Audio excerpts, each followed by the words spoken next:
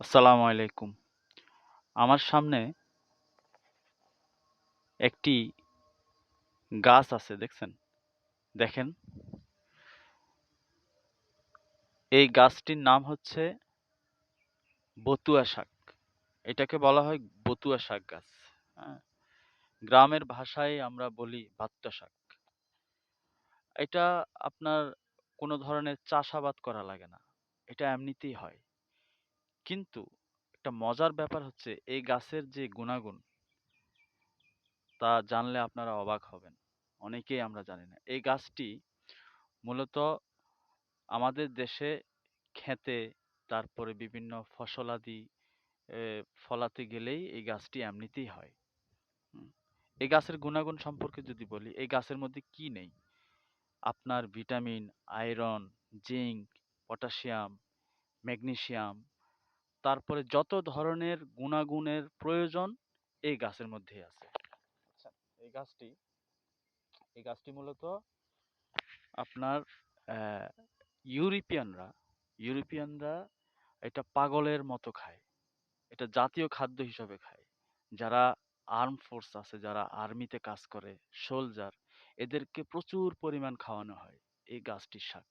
হ্যাঁ, তারপর এই গাছে আপনার এক মুঠা শাকের দাম $30 থেকে $40 পর্যন্ত হতে পারে, $50 পর্যন্ত হতে পারে, অথচ আমরা এগুলো ফেলে দিই।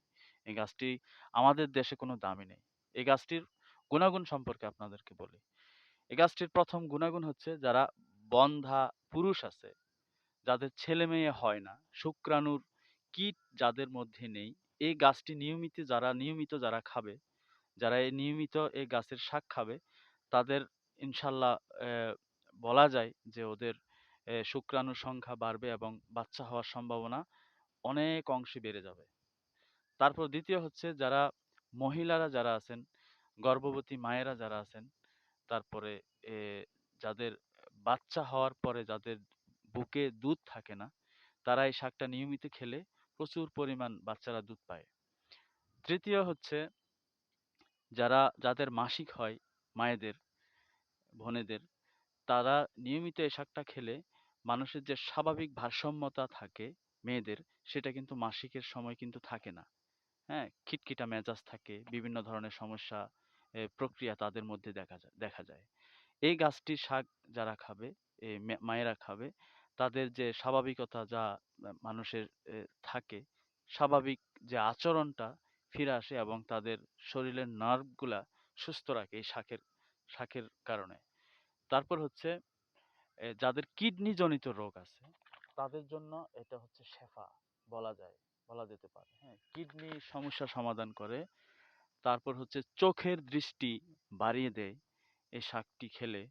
হ্যাঁ, এই শাকের গুণাগুণ যদি বলতে যাই, আপনার ঘন্টার পর ঘন্টা বলা যাবে। হ্যাঁ, কিন্তু এই শাকটি হচ্ছে আমাদের দেশে অবহেলিত শাক। হ্যাঁ, সবাই এই শাককে মূল্যায়ন করবেন। হ্যাঁ, সবাই খাবেন এবং নিজে সুস্থ থাকবেন, অন্যদেরকেও সুস্থ রাখার জন্যে এই ভিডিওটি আপনারা ছড়িয়ে দিবেন। ধন্যবাদ।